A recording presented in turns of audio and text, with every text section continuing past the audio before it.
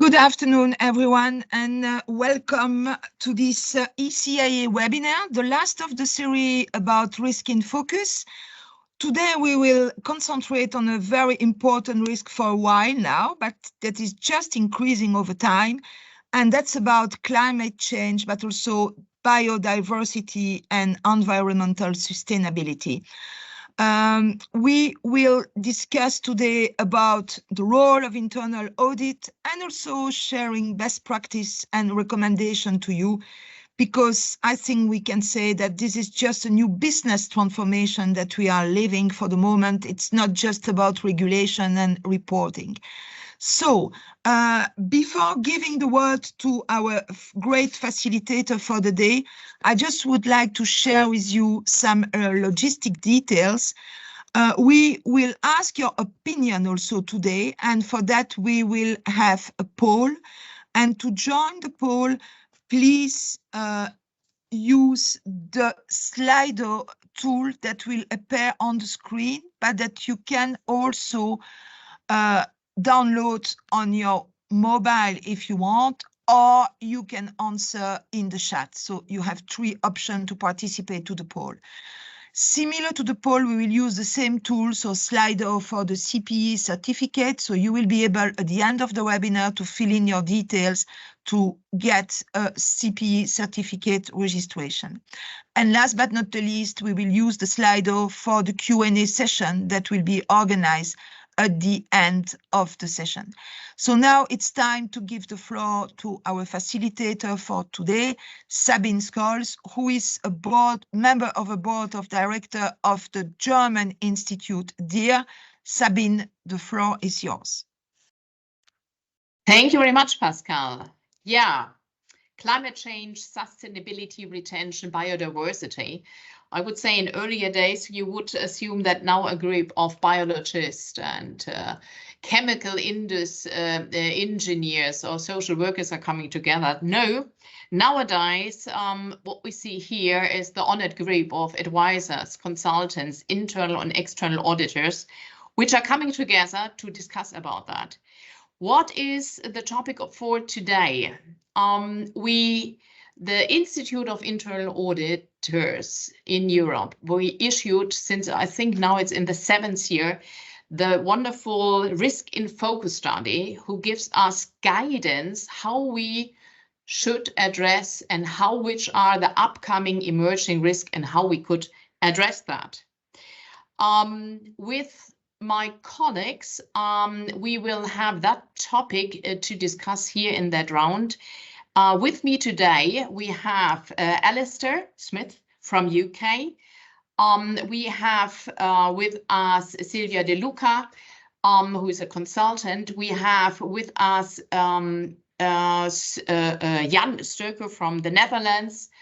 And last but not least, we have here from the, I think, Silvio, Alistair, and Jan. Thank you very much for that. This study, if we have just a look on that, how broad it's set up, we have about 70 European countries who are doing, who were involved in that topic. We had about 800 responses from internal audit professionals, and we had quite a lot of 11 here in-depth interviews who were conducted at the same site along the world. I think a quite flagship for our community on that. If you would like to go to the next page, what can we see here? That topic, what we hear here is a sort of, if we look at the ranking, and we'll come to that topic in a couple of minutes, we will see that we have a sort of change. In 2023, that topic was on the 6th place of that study, and it came to the 7th, means that the first time we might have the idea that the topic is less relevant. But if we look up to the forecast, when we look to 2027, we will see that even here it will be stronger than we thought of that. Here you will see in that chart, in what came up in that study, it's on the 3rd place. And I think quite nicely, to see that in 2024, it might be less, but it's strongly going up in 2027. It means for our community, it might not be the topic for this year, but definitely in 3 years, we should be prepared and have that on our agenda. And that means for the whole community, we need to think about people, techniques, processes, how we can address that in our daily work. If you would like to go to the next chart. Yes, is a wonderful chart as well, what we have for every risk areas in that topic. If you look there, you would see the risk versus the audit priorities. And here, what we could say is that from the risk priority is much more than the time we are currently spending. It even here gives us across the community that we need to work on that in our community to get that in balance. What we see, if you go on the top, cybersecurity, if you would have a look on the 3-4 years ago, we had the same gap. And here it was obviously strongly worked on. With climate change, biodiversity and sustainability, I'm quite convinced that the whole community will go the same way and that the gap will be closed in a couple of years. If you don't mind, what if we would look on the next page, you would see the result of a global study. Very interesting, this risk and focus study started in the European community and the IIA already took that over, and we have a sort of global view as well here. And you see that it should be here dramatically raised from the 14th to the 5th place as well. And that is something I would say, if that is the global perspective and you look on the European perspective, it's, I think, a quite good time to come now together to evaluate for every internal audit function, but even external view. I think it's quite good to think about that, how we as a community can address that topic.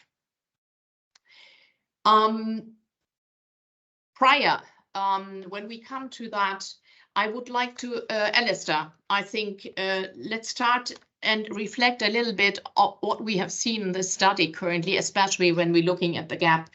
When we look at that, how do you think we could successfully integrate that risk in our daily work so we can adjust to that and reduce that gap, what is currently lying in front of us? Thank you, Sabine. Well, the first thing I say is on the basis that we practice risk-based internal audit, we need a climate change risk. Now, if the organisation has a reasonable maturity, they may well have already identified a climate change risk and have controls in place to manage that. It may be that that isn't the case, and internal audit can actually stimulate thinking by creating its own risk and actually auditing against that. So there are a number of different approaches to audit, I think. One approach might be to do what I call a dedicated climate change audit, where you're actually looking at how, has the business identified its physical transition and reporting risks? Has it got controls in place to deal with those? Are they working effectively?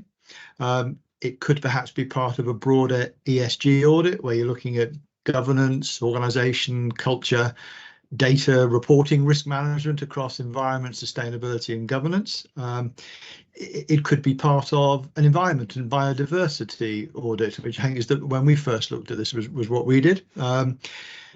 It could be part of a general risk management audit. If you're doing an audit of the risk management framework, I think nowadays one of the things you'd expect to find is that management have identified a climate change risk.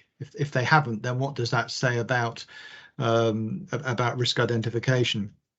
And then if we look into functional areas, supply chains are crucial to business performance nowadays. And if like us, you've got an aim of trying to sort of help the country to achieve net zero, one of the things that you'd be expecting your supply chain to do would be to contribute to that in the way that they select third parties to support the organisation in the achievement of its goals. So part of supply chain. all of our IT departments have quite large environmental footprints. So again, I think part of an IT audit would be perfectly legitimate to look at the way in which they are embracing and thinking about climate change. Property service is another area. I mean, a lot of businesses own property, either where people work or industrial sites. And again, one of the elements of that is to look at how climate change is factored into that. Have the physical risks been considered? We did a travel audit in which we looked not just about is travel being carried out in accordance with policy, but actually is travel necessary at all? You know, is there a better way of actually achieving the outcome which is friendlier to the planet and avoids the need to travel? And then finally, looking ahead, when we've done audits of our research and development functions, we've been very interested to see, you know, is that a focus of their work to make sure that you know, future organizational developments actually are cognizant of the threat of climate change. So I would say a dedicated audit, or actually there's lots and lots of different ways of factoring it into other parts of your audit program if you don't want to do a big bang approach to start with. Alistair, thank you very much. I think we can hear very well that you're coming from an energy sector, right? Industry perspective, what you're bringing in here as well. And it seems that UK and Europe has almost the same challenges, right? In that form. That is nice to hear. Jan, you are from a different industry. You are from, you are working for ABN AMRO. Is that a different view for the banks? I think it is a different view because a lot of impact for the bank is through its clients. And this will also come up if you do a kind of a double materiality assessment. How is the outside world influencing you as an organization, but also what's your impact as an organization on the rest of the world? So actually a lot of the impact from sustainability from the bank towards the society through its clients. So it is cooperating with the clients to make them work in this sustainability transition. And that also influences a lot of processes in our organization, but also a lot of clients. So actually what we are doing is trying to integrate sustainability in all our audits. So we start at our annual risk assessment and planning phase that we assess all our processes, whether or not sustainability risk is a topic and should be taken into account when you plan for an audit, let's say for this year, 2024. So it's actually started your annual planning process and that rolls through into your audits. Perfect. Thank you, Jan, for that. If we are going back to the nice slide we just have seen, what we have seen here is that our colleagues in Italy, they went a step further and already issued, how can I say, a sort of guideline. They tried in order to find an approach to address the risks in a company. And what they did is that they said, you know, we have 3 categories. We are looking first, when I analyze that from a risk assessment, on physical risk. You will know that acute would be you have a flood or you have a hurricane, right? Or you have definitely like chronicle risk events would be that the temperature is going up. Emissions would be you have a voluntary commitment that your GHG should be reduced. That was one of their risk events, what they proposed in order to assess the risk for their company. And then they had very nicely proposed to have a sort of transition risk, means upcoming regulatory requirements such the CSRD, what is coming up from the European guidelines, or you have market change that the customer is looking at your products and then saying he would not like to buy your products anymore. So the preference of the customer is changing. They called it transition risk, what is very nicely done. And the last point was the reporting risk, means a lot of companies currently really discussing and showing their clients and their stakeholders what they are doing about that. And then we need to have good data, right? And it need to be adequately, the disclosures needs to be adequate and correct. So we have here quite a lot of new, but even old business continuity management, if we're looking for flood, yeah, new risk events, what needs to be assessed within our activity when we're coming to assessing the audit universe. May I now just give a question to the audience here and asking what, when you are preparing your audit plan for next year, did you include the climate change risk already in your plan for next year? You have the possibility for vote for fully integrated as a risk to analyze, not integrated, and currently I do not know. We are waiting for the result.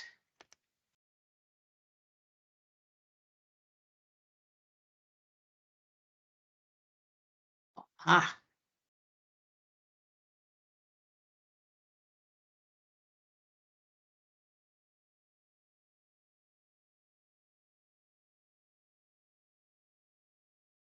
Very good. Oh, we see already how many people voted for that.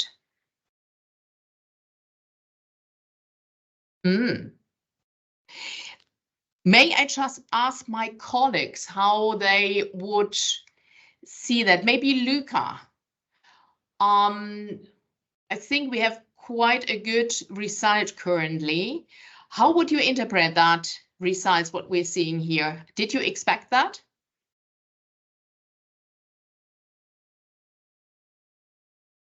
Thank you, Sabine. Hello, everyone. Yes, I think the results are in line with the different level of maturity of company and internal function. So I think it depends from, as I said, from the maturity of the maturity of the company and function. If you have very well mature company and internal function, probably you already have started to fully integrate this kind of risk. If you are at the early stage level of maturity, instead, probably you still didn't integrate this kind of risk, or you started to integrate the risk as a risk to be analyzed, which is a way also to raise awareness to the board, to the senior management on this topic. Very good. Silvio, you as a consultant, may I ask you as well, is that what you see in some of your engagement as well? Yeah. The situation is that in most part of the organization, this is a typical transition period, because we need to evolve to a next stage of maturity level. And many times in many companies, the internal audit can have a good support and leverage from the different function, in particular from the sustainability department and from the risk management department, because they have to a big focus on sustainability, for sure, the sustainability department, and the risk management has to integrate in the risk analysis this kind of risk. And we noticed that in most organization, most mature organization, there is and there will be more occasion to confrontate, to create a cooperation between internal audit, sustainability, and risk management on this aspect, because in the past there was some situation where are more availability of risk analysis. In the future, we expect that there will be just one risk analysis that can share inside the organization in order to have the good practice also about this kind of risk. Luca, if I may go one step back concerning the risk categories, we looked at, do you have the feeling what we see the page that these are the risk events where you would say, yes, we are here in a good track, or would you add some other risks concerning these risk categories, the guys, what we just have seen? Well, the category risk map we saw was drawn inspiration from the TCFD legislation, and in the idea of the working group dedicated to the climate change was not the intent was not to be exhaustive or represent a universally applicable model. For sure, what we saw is that in the exercise we carry out within the working group to propose for each company process, for example, purchasing, HR, facility, and so on, a list of controls that can mitigate this kind of risk. What we see is that we didn't detect missing risk categories or risk categories not applicable to any process. So from our exercise, we found that these categories can be applicable, and I think that the internal auditor can successfully integrate this risk category during the audit program definition by asking themselves if these risk categories can be relevant for the audited process. Yeah. Luca, thank you for that, Silvio. Very interesting one. When we had in preparation of that webinar, what we are just doing here today, we had quite different panels where we had quite a lot of discussion. We just remember that we have currently a sort of gap, what we need to close between where we believe the risk will lead us and where the internal audit function time-wise is currently auditing. And what came up on that was a sort of how do I get in my audit function, but maybe even in the company, the know-how, the knowledge about how we can address that. Is it only internal audit, the function, or do we need to collaborate in quite different situations? Collaboration seems to be, and that was a conclusion out of these smaller panels we had prior to that webinar, to strengthen that. So it's not only internal audit, might be who is tackling that topic. Alistair, may I ask you, energy sector, what is about the topic collaboration within tackling that risk in the function, but even for the company? So I think collaboration, it depends largely on the experience of your team. If you've got a team that's done a lot of climate change audit and audit work and has maybe got a background in that, then you're probably less dependent. But if most of your teams are like mine, where some people have got some knowledge, but you're by no means expert, then I think there is value in bringing other people into the fold and helping you with the audit. Whether those be people who are, internal colleagues, so from the second line, who might well be able to get involved as long as they're not conflicted and sort of interfering with our independence, or indeed third parties. When we've done reviews like this, we've tended to use them in different ways. So sometimes in helping us to develop the scope of the review. Other times simply saying, look, we've developed the scope. What do you think? Have we got all the key elements there? We've involved people in suggesting tests or reviewing our test results to help us determine, how significant the control issues are compared to what they've seen in other organizations.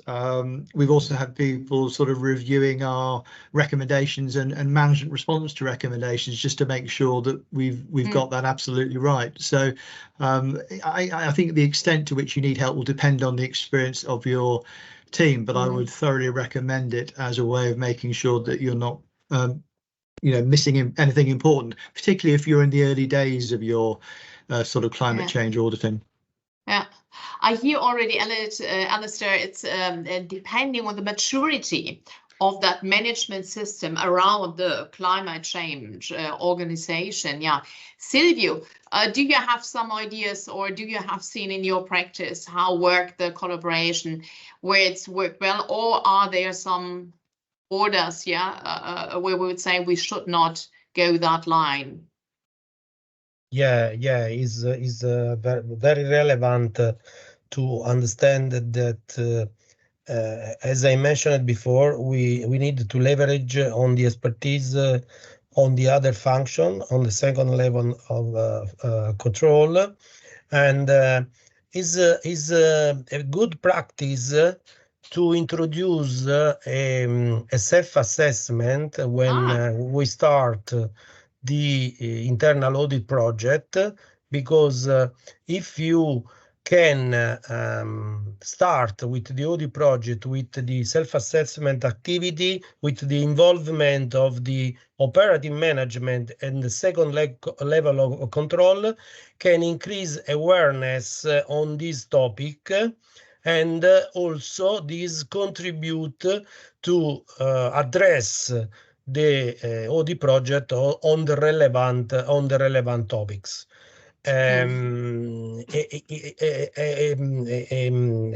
Forward, this is also the opportunity to increase accountability of operative management, because they have to express which kind of risk. Of course, you can help also with the document that we mentioned before. You can help to identify, you can give advice, you can give support, but at the end, the operative management has to identify with your help the risk that are exposed in the specific activities. Silvio, thank you very much. So what I hear is that we have we could have even different roles as internal audit function. It's one to give, assurance if it's already here, but we even could, in the moment when we believe or when the company is not in that maturity level, we would like to think that we are starting in that role and saying we make a sort of self-assessment or readiness assessment for that as well. So it's not that we need to wait, right? And if we are talking with that, collaboration with the currently functions like second lines would be really helpful to talk about that. Thank you for that thoughts about that topic, collaboration. Another point which were raised during that panels prior to that webinar was the topic data. Yeah. It means for the most of us, and if we look at the conventional internal audit work, we are very close to the financial reporting. We are talking in, how can I say, euro, right? Is our that is what we, I think, feel very comfortable. But right now we have different approaches with the climate change. We are going in departments we never have been before, but even the companies needs to raise data. When we look at the risk for the reporting topic, right, you need to create or identify data newly. Even here, it's it's the question, should it be done by internal audit to identify that not only verification of data, but should we help or could we help the company to identify the data? Jan, any thoughts to that with the perspective of banks? Yes, thank you, Sabina. Yeah, what I think we are actually realizing that this is a new field, but it has similarities with financial accounting. So it is really about understanding first, what data do we need to reach our objectives, and where are we going to get that data? Are we going to ask let's say people in our value chain to bring us the data, or is there a data provider which can across all value chain give us the data, and that we're going to buy that data? So that's actually a view question the organization has to ask itself. And of course, I think as auditors, we can help think about the process and also make sure that we show them many similarities between, let's say, this financial accounting process and this non-financial information or ESG data. So actually, we could point out to them about control frameworks which could be in place within the organization, where is data for the first time captured, if you talk about energy labels, for example, or other kind of information. But also if you're going to buy external data, do you have a control framework around your third-party data providers? So actually, I think we as audits, again, depending on the maturity, could be an advisor or could be in an assurance role in that data gathering process. Thank you, Jan, for that. Prior, Alistair, I come to UK, how you are doing that. Luca, may I ask you from your perspective in your industry, how you are tackling that, or what is your impression about data and the role of internal audit in that? Well, Sabina, I fully agree with Jan because also for me, the way in which the internal audit provides assurance on data relating to climate change, biodiversity, and environmental sustainability depends on the level of maturity of the company, because you can have, and this is our experience in Pirelli, cases where you have a second level function such as sustainability, compliance, risk management, really competent and well structured. And in this case, the audit activity will be aimed mainly at verifying the integrity and quality of the data and the robustness of the data management process, which feed the sustainability reporting. This in terms of verifying the framework in place, the tools we manage the data, so the source of the different data. In other cases, instead, the internal function could be called to play a more consultant support role in ensuring the adequate disclosure in line with the expectation, the compliance to the law, to the new CSRD, or to the expectation to the other stakeholder. In this case, the activity is mainly to carry out a data gap analysis to start identifying any missing or not significant KPI which are required to report and to make disclosure on it. So I think I fully agree with the picture given by Ian. Very nicely to see that internal audit with that, let's call it emerging risk around sustainability, biodiversity. The role is currently not very clear about that. So it's changing between consulting and hardcore assurance activities. It might be, depending on the maturity of the company, that is more a fluid activity, what we can show, depending on the individual stage or maturity level, the company is playing with it. Is that, Alistair, something what you could confirm from your perspective? Yes, I think that's right. And we've done consultancy reviews and audits. I think it's very important to be clear up front which you're doing, and to make sure that you're not then going back and auditing work that you provided consultancy advice on. When we've done this sort of thing, that we have checked, we've checked how management, first line management, have gone about identifying their risks, and really then compared what we'd expect that to be against sort of external regulatory requirements, and sort of done gap analyses to try and help them make sure they've not got any problems. And we've also looked at how is the data being used, and is it being used in a user-friendly, insightful way.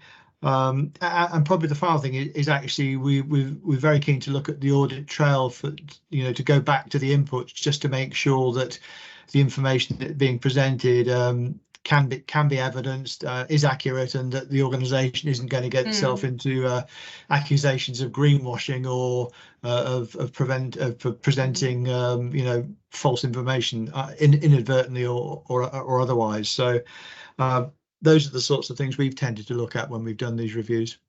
Yeah, very good, Alistair. Thank you very much for that. I hear as well that we are growing, when we start with assessments and we don't have data, we need to start with that and grow with a company.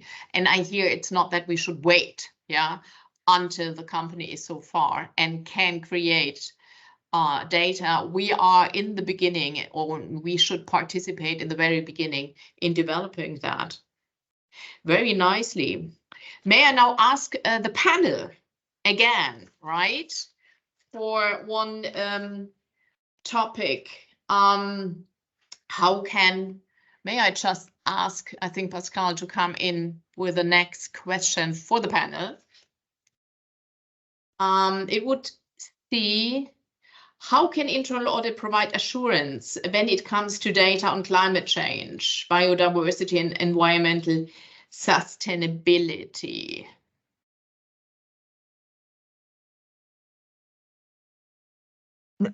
No poll is planned, sorry. Oh, sorry. I have that here on my work plane, because we had a sort of what I would like to other way around. I would like to invite the participants here to come in, and I think here that should. Is it possible with Slido, Pascal, to ask the audience here about questions they would like to raise now and share with us? What is the question? Yes, absolutely. So you mean you want a Q&A? Yes, perfectly. Okay. We push it. Yes, perfect. Okay.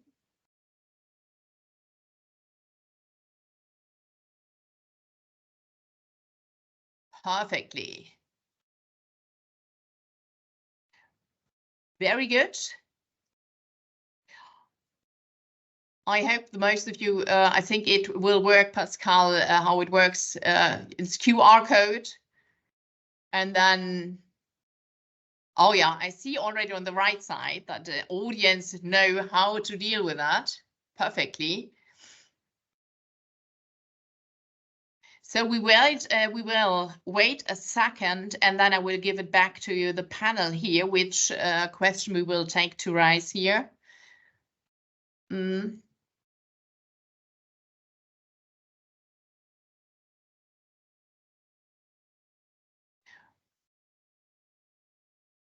If you not mind, I have here the question who is coming and supported. It's called, how important is raising awareness? I think it's a very nice question, because it says, what is the role of internal audit?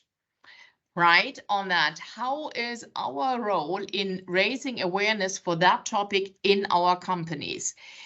May I just go back to Jan first, because until I come to Luca.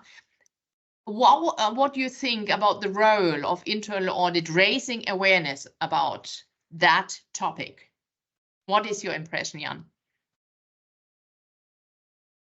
I think it is an important role, because you still see from the risk and focus that it's an important topic, but that we still might need to spend more time on it. I think because there are also very much other priorities which are asking for the attention of the board, like cybersecurity or other developments. So it is really a competing priority, I think. So, but having a forward-looking view as into an audit, and then helping management to keep that forward-looking view, then it's important to raise awareness, because it takes time to get sustainability factored into your processes. And that's I think a process of years. So you should start now and not wait until you have tackled other priorities, which are seemingly more urgent at the moment. Your role on that. May I even go to the second question here? How do you help the board anticipate strategic risk related to climate change? Whoops. Yeah, I think a very nice one as well, because even here the role of internal audit is touches. Yeah, it's not that we are having discussions in the past. It might be here having topics for the future on board. May I ask Alistair to that board the question, how do you help the board anticipate strategic risks related to climate change? So I think there's a couple of approaches you can try. One could be to do a sort of a presentation telling them all about the strategic risks related to climate change, biodiversity, environmental sustainability. But actually, I think sometimes a more powerful way of actually getting attention and buy-in is to actually ask them questions on this topic. So, for example, how comfortable are you with the way that we're managing our physical risks relating to climate change? Or what impact could climate change have on our business model in your view? And what are you doing to prepare? What opportunities does climate change bring for the business? You know, what are you doing to protect, promote biodiversity? Questions that hopefully will get them thinking about what this means for the organization and for them, you know, given their responsibilities as the directors of the organization. So my preference is to go down that second approach, to get them thinking about it rather than telling them what, you know, what they should be thinking and worrying about. May I ask, Alistair, what foreign format you would use? Is that when you are having board meetings where you're coming up, or when would you raise that questions or that discussions?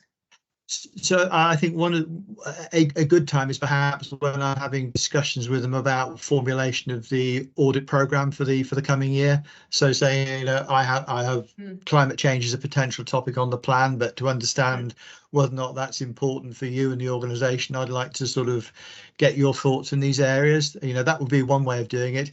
The other opportunity I have is because I look after internal audit and risk, is that actually I go to the board to talk about the climate change risk periodically anyway. So that provides me with a separate opportunity to do that as well. Yeah. It's very good, Alistair.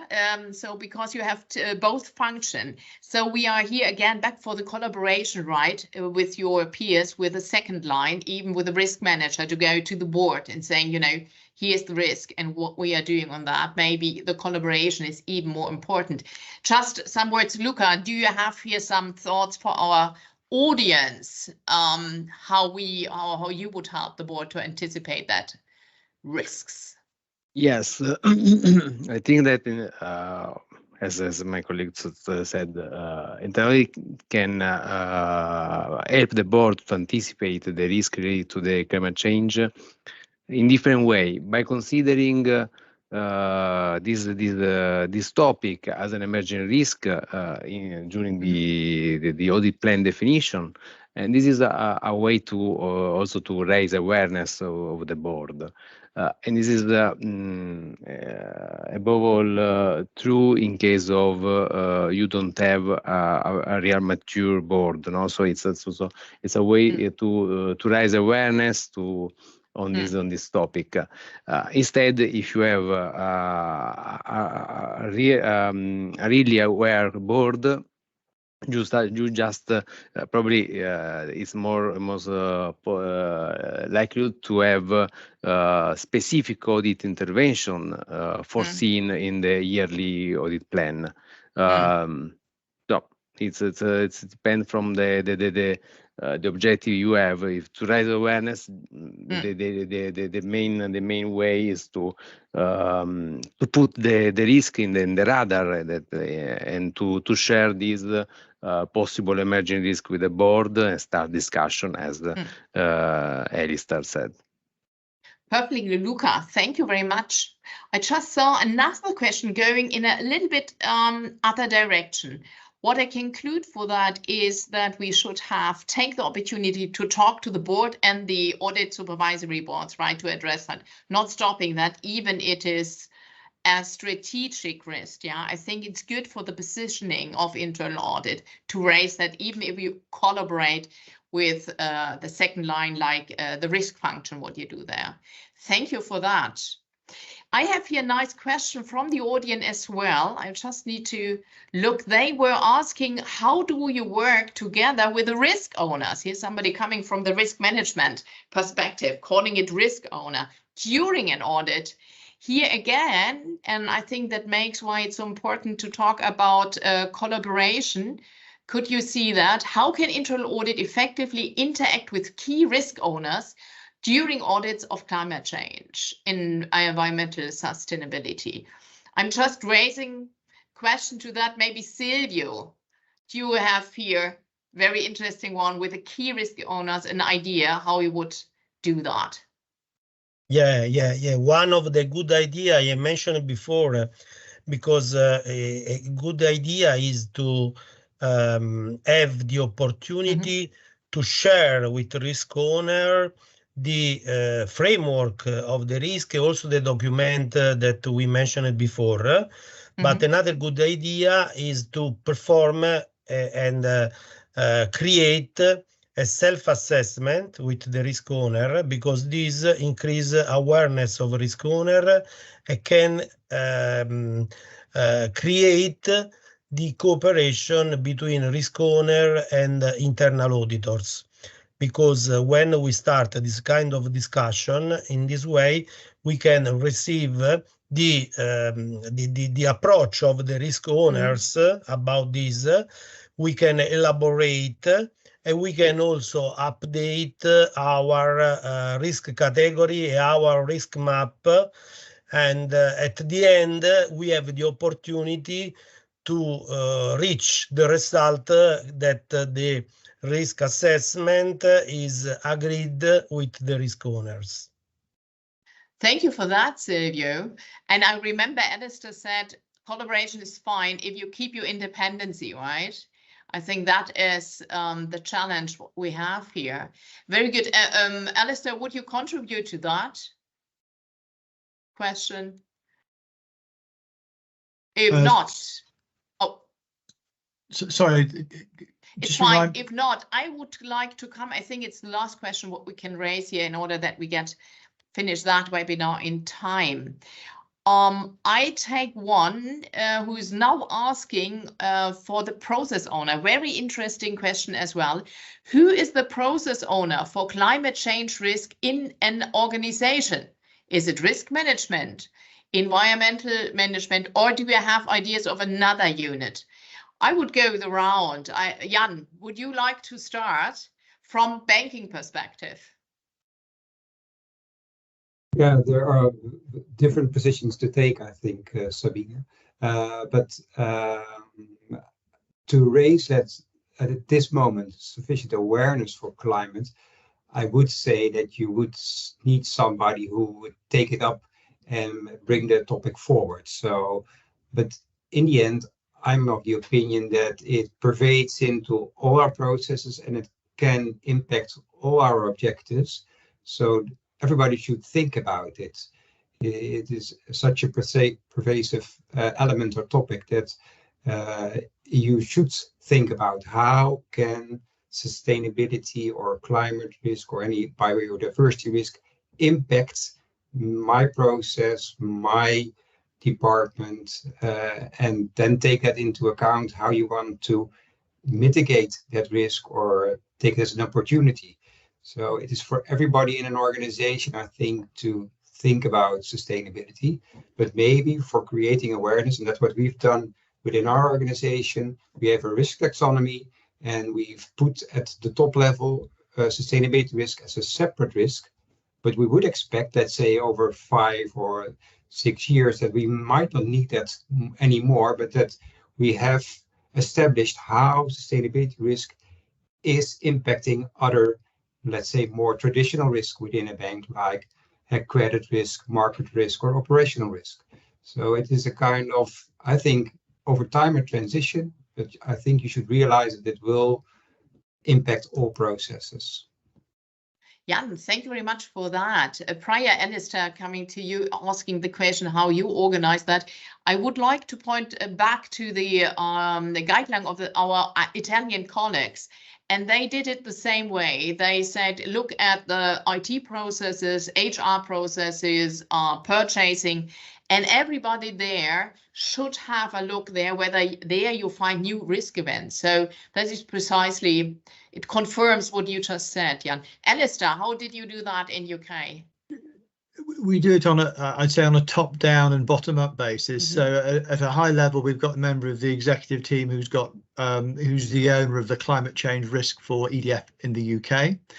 But of course, actually, you can disaggregate that risk into a whole series of much smaller climate change risks, which individual business units are expected to identify the climate change risks to achievement of their objectives, whether it be, flooding at a power station site or adapting the product offering to customers who want heat pumps instead of gas boilers or whatever.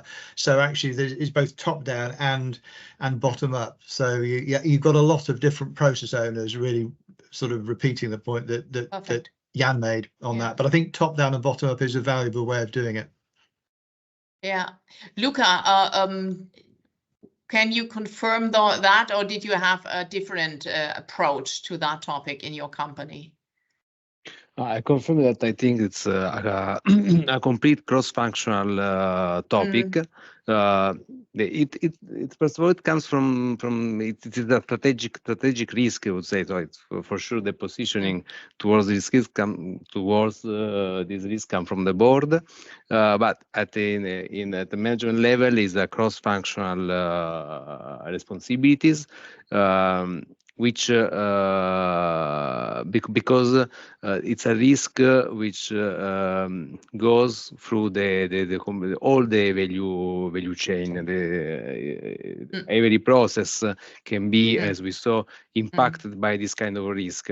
So in terms of audit, you have some specific politics target that defined by the board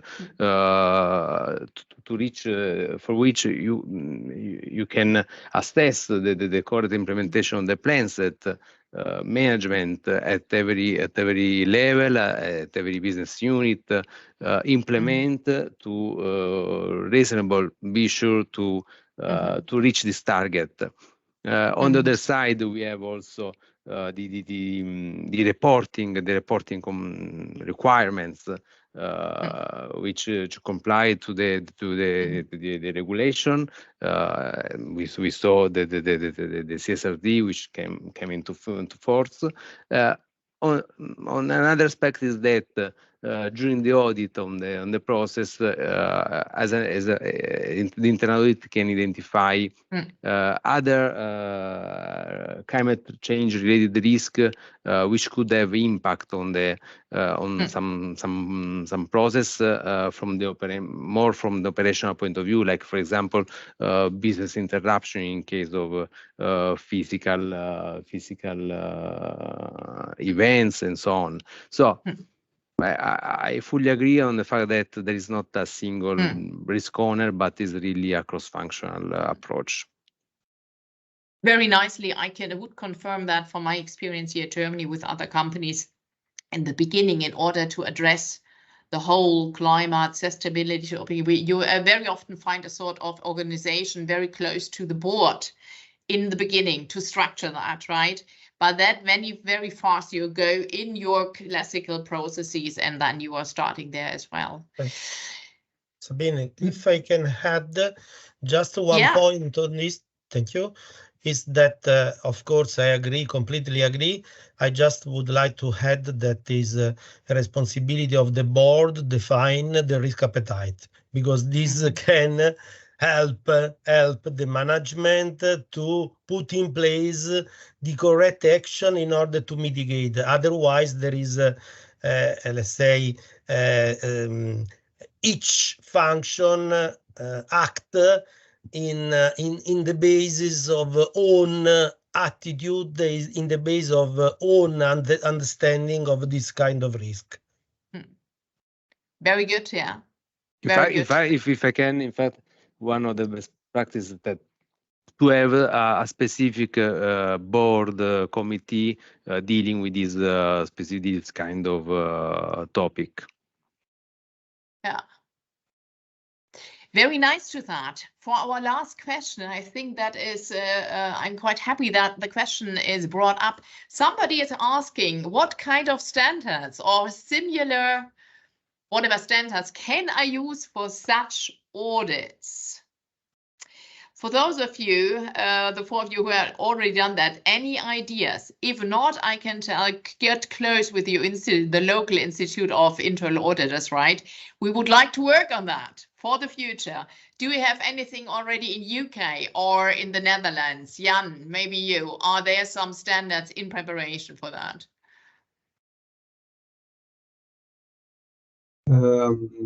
Let's say not off the top of my head, but I know that we've done several, as IAAs in the country, several reporting. So that would be kind of help that you see best practices. Yeah. Also in environments where there is a lot of regulation, then you also might see any reporting. So for example, in the banking environment, you see that the ECB or the European Banking Authority has done some surveys and investigations and then reports on any good practices in that area. So that could be the basis for you as to perform an audit. So the more there are regulations, the better it is to understand which standards to use and to audit against. And otherwise, my suggestion would be that you start with what's said before by Silvio. What is the risk appetite? What is the objective of the organization you're working for in the field of sustainability? And how is it then translated into controls you want to reach those objectives? And that would be your standard. Thank you very much, Jan, for that. Unfortunately, we need to come to an end. However, what I would like to wish when we have the same webinar next year, that we are here one step further and that the internal audit community already issued something about the thoughts, what we have about that. Pascal, may I ask you to go to the last slide?